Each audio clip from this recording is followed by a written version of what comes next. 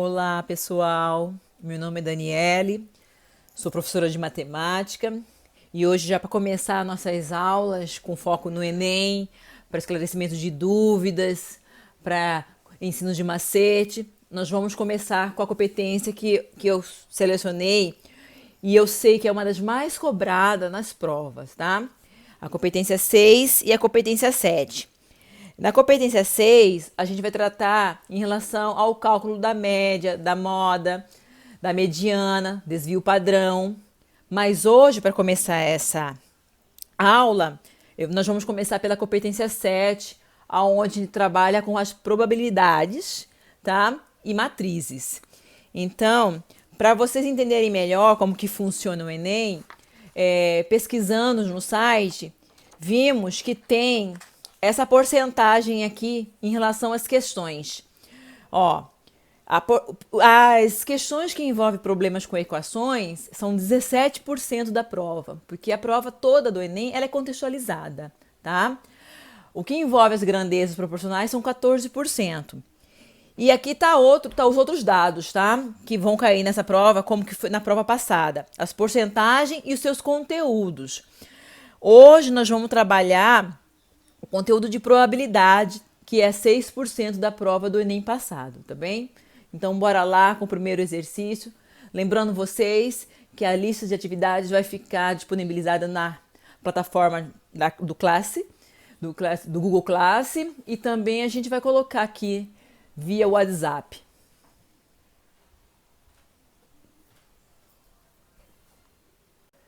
Começando as questões aqui que envolvem probabilidade da competência 7, eu peguei essa questão, do Enem de 2014, tá? É uma questão assim que vocês vão ler comigo agora e vão ver que é uma questão bem atual no momento que a gente está vivendo, tá bem? A primeira dica: destaque todas as informações que o texto der em relação ao cálculo, tá? Pega o lápis, pega a caneta, você não pode usar lápis, né? Pega a caneta e já vai destacando. Para analisar o desempenho de um método diagnóstico, realizam-se estudos em populações contendo pacientes sadios e doentes.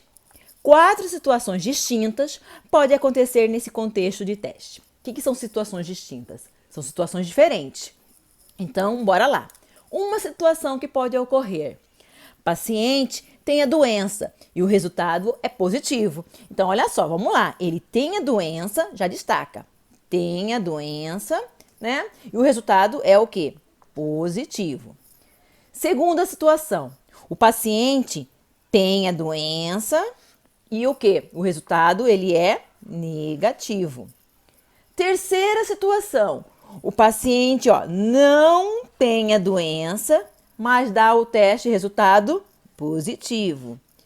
Quarta situação: paciente também não tem a doença e o teste dá negativo. Então pode ocorrer isso, né? Continuando. Um índice de desempenho para a avaliação de um teste de diagnóstico é a sensibilidade. Então, quer dizer, o índice de desempenho para a avaliação de um teste de diagnóstico é a sensibilidade, que é definida como a probabilidade de o resultado do teste ser positivo. Então, a sensibilidade, o índice de sensibilidade é visto em cima de quê? Do resultado ser positivo. Se o paciente estiver com a doença também, tá? O quadro refere-se a um teste diagnóstico para a doença A, aplicado em uma amostra composta por 200 indivíduos. Então, vamos olhar o quadro aqui, ó. Vamos olhar esse quadro. O quadro tá ali, a doença A. Presente é aqueles que estão com a doença, são doentes. Ausente não estão doentes, tá? Então, se eu olhar aqui, esses presentes que estão com a doença, 95 deles deu positivo, 5 deu negativo. Agora, quem não tem a doença, 15 deu positivo, 85 deu negativo. Bom, só para entender essa tabela, tá? Conforme o quadro de sensibilidade, tá? Conforme o quadro de teste, a sensibilidade dele é o quê? Conforme esse quadro, o teste proposto, a sensibilidade dele é D. Então, eu tenho que olhar o quê? O ser positivo com a doença. Então, como que eu vou calcular isso daí? A probabilidade, ela é calculada em cima do quê? Da pergunta sobre tudo que eu tenho. Então, se eu quero a sensibilidade, é nos pacientes positivos com a doença. Quem é a quantidade de paciente que está com a doença? 95 mais 5, 100. Ele está com a doença, porque é isso que eu quero. Paciente com a doença. Agora, desses 100 que estão com a doença, qual a quantidade que deu positivo? Positivo, 95. 95 por 100. Que significa isso? 95%. Então, 95 por 100 é a mesma coisa que 95%. Qual que é a alternativa? Letra E. Agora chegando na segunda questão, também do Enem 2014, tá? É uma questão também de probabilidade. E lembrando sempre aquele macete, né? Aquela dica de ir sublinhando e destacando as informações importantes do texto, tá? Então, bora lá. O psicólogo de uma empresa aplica um teste para analisar a aptidão de um candidato a determinado cargo. O teste consiste em uma série de perguntas, cujas respostas devem ser verdadeiro ou falso. E termina quando o psicólogo fizer a 10ª pergunta ou quando o candidato der a segunda resposta errada. Eu achei interessante essa parte. Quer dizer que vai terminar, vou destacar, termina quando fizer a 10ª pergunta. Porém, também termina antes, né? Ou quando o candidato der a segunda resposta errada. São duas situações, né? Com base em testes anteriores, o psicólogo sabe que a probabilidade do candidato errar uma resposta é de 0,20. Então, eu já vou colocar essa informação ali, né? A chance dele errar, a probabilidade dele errar é de 0,20, tá? Ou vocês deixam no número decimal, ou você transforma esse decimal em uma fração, que eu acho bem mais fácil. 2 sobre 10. Então, bora para a pergunta. A pergunta é: a probabilidade de o teste terminar na 5ª pergunta. Bom, se esse teste não chegou até a 10ª pergunta, terminou na 5ª, ele terminou antes. Então, para ele terminar antes, o que eu lembro? Esse candidato aqui, ele deu a segunda resposta errada. Ele respondeu a primeira, respondeu a segunda, a terceira, a quarta. Quando ele chegou na 5ª, ele errou pela segunda vez. Então, em uma dessas perguntas anteriores, ele também já errou. Ele pode ter errado na primeira, mas sempre errando na 5ª. Ele pode errar na segunda, ele pode ter errado na terceira, errado na 5ª. E ele pode ter também errado na 4ª e errado na 5ª. Então, ele errou 2 vezes para ter se encerrado aí, tá? Nas outras, ele acertou, com certeza, né? Acertou. Então, eu olhando isso aqui, ó, acertou aqui, acertou. Certo. Tá? Eu olhando isso, observo o quê? Que tem 4 maneiras dele ter respondido esse teste, né? Ou errado na primeira e na última, ou na segunda e na última, onde se encerrou, ou na terceira e na última, ou na 4ª e na última. São 4 maneiras diferentes. Então, agora nós vamos calcular aqui. Lembrando que o exercício falou que a probabilidade dele errar é 2/10. Então, esse E aqui de erros equivale ao quê? A 2/10, né? 2/10 aqui, 2/10 aqui. Se a chance dele ter errado, a probabilidade dele ter errado é 2/10, a probabilidade de acerto, quanto que seria? Para ser um número inteiro, teria que ser 10/10, né? 100%, 10/10. Se errar é 2/10, acerto seria 8/10. Então, aqui, a chance de acertar é 8/10, 8/10 aqui e 8/10 aqui. Tá aqui a continha pra gente fazer.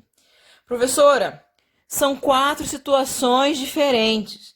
Vocês não precisam fazer as 4 situações. Vocês podem fazer apenas uma e depois multiplica por 4, né?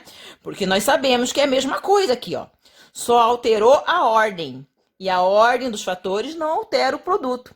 Então, vamos fazer este cálculo primeiramente aqui, tá? Como que eu faço este cálculo? Bom, 10 vezes 10 vezes 10, a gente não precisa nem fazer essa conta, né? Só colocar ali do lado, coloca o número 1. Quantos zeros?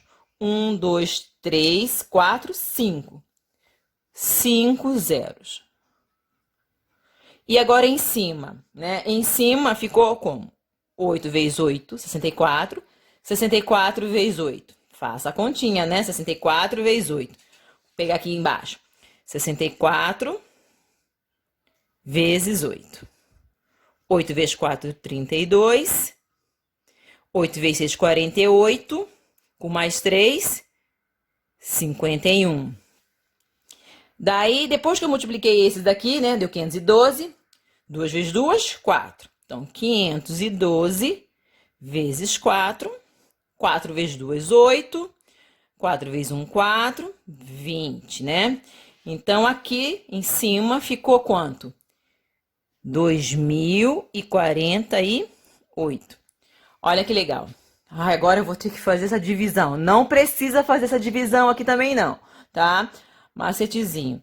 Repete o número. 2048. Quantas casas tem aqui? 1, 2, 3, 4, 5. De trás para frente. 1, 2, 3, 4. Ficou faltando. Então, completo com 0. 5. Tá aqui, tá? A resposta desta situação aqui, tá? Tá aqui a resposta dessa situação. Porém, essa situação, ela pode ser modificada, ela pode ser apresentada de 4 formas. Então, o que eu devo fazer aqui? Pego esse número aqui e multiplico por quem? Por 4. Ou somo 4 vezes, né? 4 vezes 8, 32. Vai 3. 4 vezes 4, 16. Com 3, 19. Vai 1. 4 vezes 0, 0. Com o que foi 1. 4 vezes 2, 8. 4 vezes 0, 0. 4 vezes 0, 0. Quantas casas depois da vírgula? 1, 2, 3, 4, 5. De trás para frente. 1, 2, 3, 4. 1, 2, 3, 4, 5. Tá? Qual que é a resposta? Letra B. Agora vamos para a questão 3. Já é do Enem 2017, tá? É uma questão assim que já tem mais informações. Então, a gente tem que ficar mais atento ainda aqui, ó. Um morador de uma região metropolitana tem 50% de probabilidade de atrasar-se para o trabalho quando chove. Já vejo uma informação aí. Quer dizer o quê? 50% de chance de atrasar-se para o trabalho quando chove, tá? Quando chove. Caso não chova, sua probabilidade de atraso é de 25, ó. Não chovendo, ele vai atrasar do mesmo jeito, mas a chance de atraso é de 25%. Destaquei as informações importantes aqui. Para um determinado dia, o Serviço de Meteorologia estima em 30% a probabilidade da ocorrência dessa chuva. Então, em determinado dia, vai ter 30% de chance de chuva, tá? Vamos lá para a perguntinha. Qual é a probabilidade de esse morador se atrasar para o serviço no dia para o qual foi dada uma estimativa de chuva? Então, vamos estudar as duas chances, né? Porque ele vai atrasar tanto se chover quanto se não chover, né? Ele tem chance, quer dizer, de atrasar. Chovendo, olha só, vou colocar aqui, ó. Se chover. A chance dele atrasar é de quanto? 50%. 50% dele atrasar. Agora, não chovendo, ele também vai atrasar. Tá falando aqui, ó. Caso não chova, o atraso é esse. Então, se não chover, ele vai atrasar também. Tem chance dele atrasar, né? É 25%. Então, o que eu tenho que fazer? Calcular a probabilidade nesses dois. Esse 50% é se chover. Qual que é a chance de chover? 30%. Então, eu vou calcular 50% de 30%. Por que 30%? Porque 30% é a probabilidade de chuva. Agora, se não chover, ele pode atrasar 25%. Mas seria 25% de quê? Se é 30% a chance de chuva, quanto que seria a chance de não chover? Seria de 70%, porque o inteiro é 100, né? 30% com chance de chover, 70% com chance de não chover, tá? Então, bora lá, agora vamos ter que fazer esse cálculo, né? Nos dois ele vai ter uma chance de atrasar 50% de 30%. Como que eu faço essa continha? 50%, o próprio nome já fala 50 por 100. 50 dividido por 100, 0,5. D na matemática significa vezes. 30%, 30 por 100 é 0,3. Vou calcular isso daqui também, tá? Embaixo, mesma coisa. 25% seria 25 por 100, 0,25. D, 70%, 70 por 100, 0,7. Aqui vai estar as duas porcentagens de atraso dele nesse dia, né? Que tem 30% de chance de chover e 70% de chance de não chover. Fazendo a continha aqui, tá? Para relembrar a conta. Vou pegar uma caneta mais forte. É 0,5 vezes 0,3. Para quem não lembra, multiplicação com vírgulas, não precisa se preocupar com ela no começo. 3 vezes 5, 15, vai 1. 3 vezes 0, 0, com o que tem lá, abaixa, mais 0 vezes 5, 0, 0 vezes 0, 0. Olha só, 5, 1 e 0. Quantas casas depois da vírgula? 2. Então, aqui deu 0,15, tá? A outra conta, eu tenho que achar 0,25 vezes 0,7. Mesma coisa, esquece da vírgula. 7 vezes 5, 35, vai 3. 7 vezes 2, 14 com 3. 14, 15, 16, 17, vai 1. 7 vezes 0, 0, com que foi abaixa, mais 0 vezes 5, 0, 0 vezes 2, 0, 0 vezes 0, 0. Deu 5, 7, 1 e 0. Quantas casas depois da vírgula? 1, 2, 3. De trás para frente, ó, 1, 2, 3, de trás para frente, 1, 2, 3. Então, aqui deu 0,175. Então, a chance de ele atrasar se chover é 0,15. De não chover é 0,175. Eu quero saber a chance dele atrasar pro dia inteiro. Então, pode ter essa chance mais essa. Então, como finalizando, 0,15, né? Vírgula embaixo de vírgula, mais 0,175. Tá? Tem um número aqui que pode querer atrapalhar, esse 7 não tem nada a ver aqui, tá? 0, ou melhor, de trás para frente. Completo com 0 aqui. 0 mais 5, 5. 7 mais 5, 12. Vai 1. 3, vírgula embaixo de vírgula, 0,325. Ficou um pouquinho fraco, né? Eu completei com 0 aqui porque pode, tá? 0 mais 5, 5. 5 mais 7, 12. Subiu 1. 3,0. Qual que é a resposta? Letra C. Essa, a quarta questão, é uma questão do Enem 2019, então é uma questão mais recente, né? É uma questão para o aluno que sabe calcular a porcentagem, ele não vai ter problema nenhum em resolver, tá? Eu vou ensinar duas maneiras uma que eu acho até mais fácil, tá? Então, assim, vamos primeiro fazer do mesmo jeitinho, destacando as informações do texto e montando, tá? Segundo o Instituto Brasileiro de Geografia e Estatística, o rendimento médio mensal dos trabalhadores brasileiros no ano de 2000 era 1.250. Já vejo isso como uma informação, tá? Então, no ano de 2000, o rendimento 1.250. Já o censo de 2010 mostrou que este valor teve um aumento de, 2010 teve um aumento de 7,2% em relação a 2000. Esse mesmo instituto projeta que em 2020 o rendimento mensal dos trabalhadores brasileiros poderá ser 10% maior que 2010, tá? Então, supondo que as projeções do IBGE se realizam, o rendimento médio mensal dos brasileiros em 2020 será... Então, para eu saber qual que é o de 2020, eu tenho que saber qual é o de 2010, porque o exercício só me deu do ano 2000.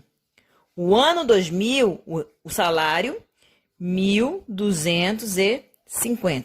Não vou colocar vírgula 00 aqui para não ter um monte de zero para trabalhar, tá?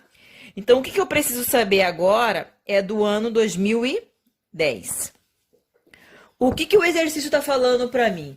Que do ano de 2010, nesse ano aqui, esse salário que era do ano 2000, que era de 1.250, ele teve um aumento, tá?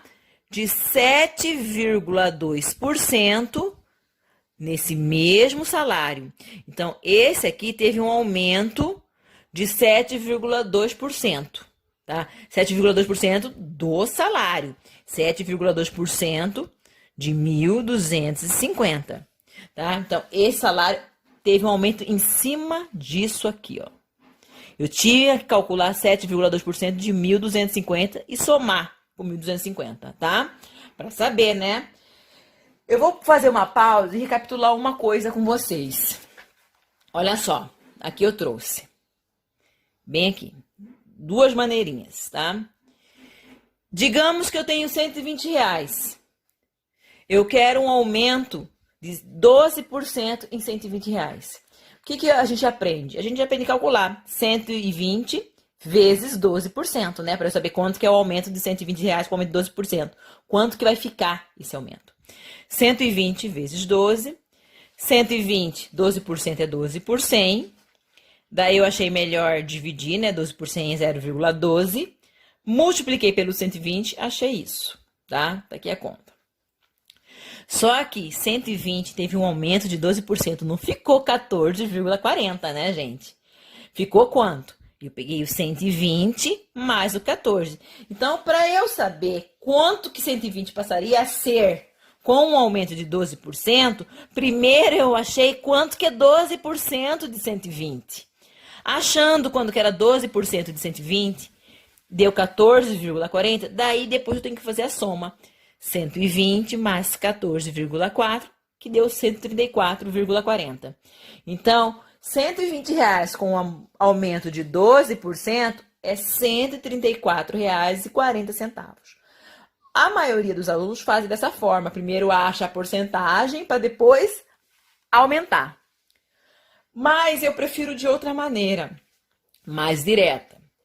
Olha só, olha essa segunda maneira. 120, eu quero saber quanto que seria um aumento de 12% em 120. Esse 120 meu, não é o meu 100%? Se esse meu 100% vai aumentar 12%, nada mais é do que eu achar 112%. Como assim, professora? É que esse meu 120, ele não vai ter um aumento. Ele vai ter um aumento de 12%. Então, ele não vai mais ser 100%. Ele vai passar a ser o quê? 112%. Ele vai ter um aumento. Então, eu já coloquei aqui, ó, na porcentagem total, que antes era 100, passou a ser 112. Achando 112%, ó, olha como que ficou. 112 por 100. Fiz a conta, simplifiquei, o que eu acho melhor. Daí, eu multipliquei 12 vezes 112, tá? Dividido por 10, deu aqui o valor. Então, assim, achem já, multiplica, em vez de achar pela porcentagem que vai ser aumentada, multiplique já pela porcentagem final que vai ficar. Professora, tá difícil, mas bora lá, vamos entender aqui melhor. Olha só, esse salário no ano 2000 era de 1.250, tá? No ano de 2000. Esse salário que teve um aumento em 2010, ele teve um aumento de quanto? De 7,2.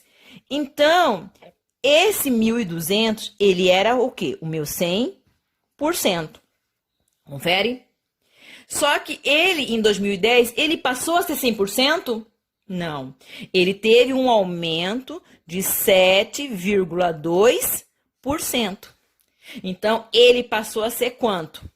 Ele passou a ser 107,2%.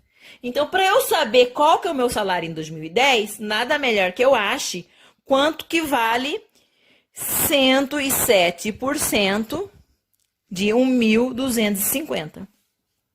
Vou achar, tá? Como que eu faço essa conta?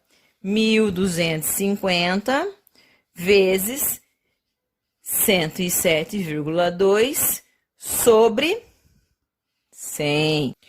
Então, 1.250, tá? 1.250 vezes... Eu prefiro resolver essa fração aqui, ó. Duas casas, 2 zeros, de trás para frente. 1, 2. Vai ficar como? 1,072. Então, este resultado desta conta aqui, ó, é o salário de quem? De 2010. Fazendo essa conta, eu acho o salário de 2010. E agora já o salário de 2020. Como que seria o salário de 2020? Salário de 2020 seria o salário de 2010 mais um aumento de quanto? Um aumento de 10%. Então, seria nada mais que este salário de 2010 vezes o aumento dele de 10%. Esse salário aqui é meu 100%, não é? Se ele vai ter um aumento de 10%, ele vai ficar como? 1.250. Esse é meu salário de 2010. Eu não estou calculando a conta ainda, deixa para o final. Esse é meu salário, é o meu 100%. Ele vai ter um aumento de 10%, então ele vai multiplicar por quem? Por 110%. Porque antes ele era 100%. Com um aumento de 10%, ele vai passar a ser 110%, tá? Ajeitando, 1.250, tá? Vezes 1,072. Quanto que é 100% mesmo? Vou colocar bem aqui para não ficar muito para baixo. 110%, ó. 110% é a mesma coisa que 110 sobre 100. Corta esse com esse, vai dar 1,1. Então, vezes 100% é como se fosse 1,1. Então, essa conta que eu tenho que fazer para eu achar qual seria o rendimento mensal de 2020, né? Fazendo essa continha toda aqui, ó, toda bonitinha. Bom, daí calculando essas continhas, fiz primeiro com os números decimais, tá? Deu 11,792, multipliquei por 1.250, dando a resposta aqui, ó, 1.474. Qual que é a alternativa? Letra E. Chegamos na quinta questão. É uma questão do Enem 2019. É uma questão que envolve matrizes. Precisamos de ter um pouco de conhecimento, mas também não precisa se assustarem. Por quê? Porque o próprio texto já vai orientando a gente durante a questão. Um professor aplica durante os 5 dias úteis de uma semana teste com 4 questões de múltipla escolha a 5 alunos. Os resultados foram representados na matriz, tá? Agora, bora lá, essa parte importante aqui.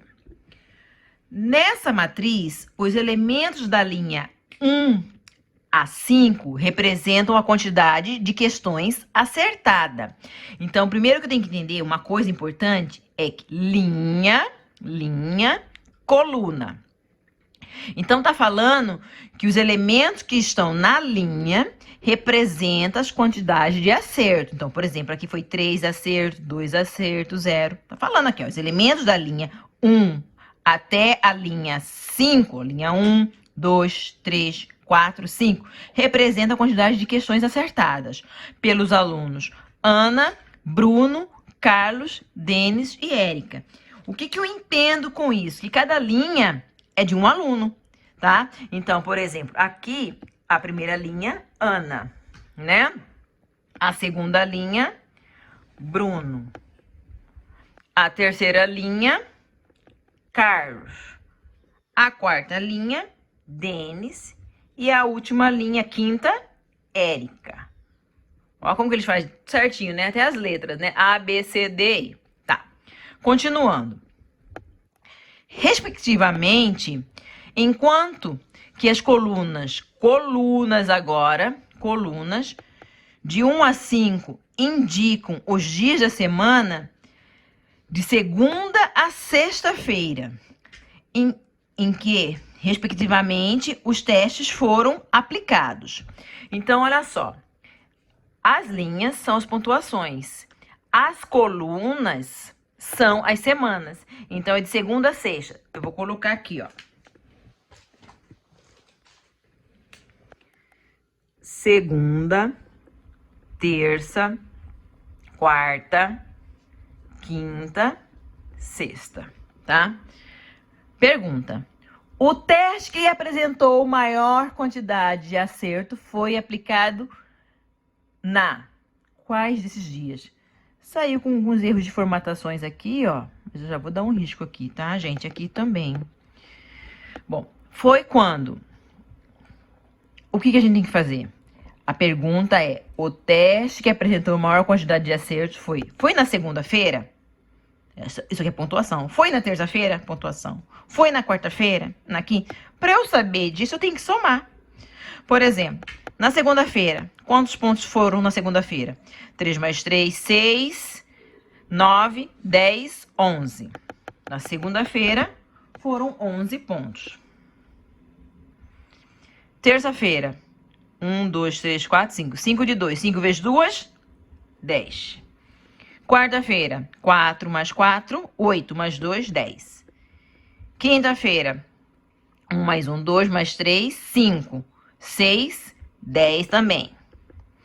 Aqui, 6 mais 4, 10. Quais dos dias teve mais pontuação? Segunda-feira. Então, resposta, letra A. Sexta questão. É do Enem 2018. Também envolve o conteúdo de matrizes. E, aparentemente, você olha assim, o aluno olha para essa questão, ela é uma questão bem extensa e vê um monte de números, símbolos, ele nem dá valor para a conta, para a questão e nem lê. E porque já começa a assustar com esse negócio de TED, já se questiona o que é TED. E leiam, gente. Leiam, porque o texto ele vai falar, ele vai te dar muita informação. É uma questão fácil, só que aparentemente parece que é difícil, tá? O que ela fala? Ela fala assim, ó. A transferência eletrônica disponível, TED, é uma transação financeira de valores entre diferentes bancos. Um economista decide analisar os valores enviados por meio de TEDs entre 5 bancos. Uma informação importante. Então, nós vamos trabalhar com 5 bancos aí, ó. São representados pelos números 1, 2, 3, 4 e 5. Durante um mês. Para isso, ele dispõe esses valores em uma matriz, né? Matriz A e J. Isso aqui é o que representa a matriz. A e J é os elementos, tá? É o nome que se dá aos elementos que estão dentro de uma matriz. Por exemplo, esse elemento aqui, esse primeiro zero, ele é o A11. Por que ele é chamado de A11? Porque ele está na primeira linha e primeira coluna. Então, linha é o I, coluna é o J. Só para relembrar, tá bem? Por exemplo, esse daqui, ó. Quem que seria? Em qual linha que ele tá? 1, 2, 3, 4, 5. Então, ele é o A5 alguma coisa, né? 5 na quinta linha. Em qual coluna? 1, 2, 3, 4. Coluna é assim, ó. Ele é o A54, tá? Pra gente relembrar. Mas nem sei se vai ser necessário saber disso. Continuando. Para isso, ele dispõe esses valores em uma matriz, tá? Em que 1 é menor ou igual a I, menor ou igual a 5. Olha, isso aqui significa o quê? As linhas vão de 1 a 5, tá? Vai de 1 a 5. E as colunas também vão de 1 a 5, tá? Quer dizer, eu tenho 5 linhas e 5 colunas. E os elementos I e J correspondem ao total proveniente das operações feitas em TED. O que é isso? Em milhão de real, transferido do banco I para o banco J, tá? Então, por exemplo, esse daqui é quanto que o banco I transferiu para o banco J, tá? Esse outro que eu tinha colocado aqui, que era o 54, o banco 5 transferiu para o banco 4 1 milhão. Então, isso aqui são os valores correspondentes. Só para a gente entender melhor, vamos identificar qual que é o elemento, a representação desse. Seria quem? A, I. O I é 1, por quê? Primeira linha, né? Primeira linha, A1. Qual que é a coluna? 1, 2, 3, 4. A14. Isso indica o quê? Que o banco I, que é o banco número 1, transferiu para o banco 4 2 milhões, tá? O I que transfere para o J. Qualquer posição. Outro exemplo, só para entender melhor. Qual que é a posição desse aqui? Ele é o A, 1, 2, 3. 3, terceira linha, segunda coluna. A32. Quer dizer que o banco 3 transferiu para o banco 2, 2 milhões. Então, quem está transferindo é o I, é o primeiro, tá? Então, se eu tenho aqui, ó, primeira linha. Quem que é o banco da primeira linha? É o banco 1. Quem que é o banco da segunda linha? É o banco 2. Banco 3, banco 4, banco 5, porque a linha vem primeiro, né? Então, aqui, esse banco 1 transferiu tudo isso de dinheiro. O banco 2 transferiu tudo isso. O banco 3, tudo isso. O banco 4 transferiu tudo isso. E o banco 5, tudo isso. Quanto que o banco 1 transferiu? Se eu somar aqui, vai dar 6. Quanto que o banco 2 transferiu? Somando, 3. Banco 3 transferiu 1 mais 2, 3, 4, 5. Banco 4, 2 mais 2, 4. E banco 5, 3 mais 1, 4, mais 1, 5. Qual foi o banco que mais transferiu dinheiro? Banco 1. Então, resposta, letra A, número 1. Tá bem?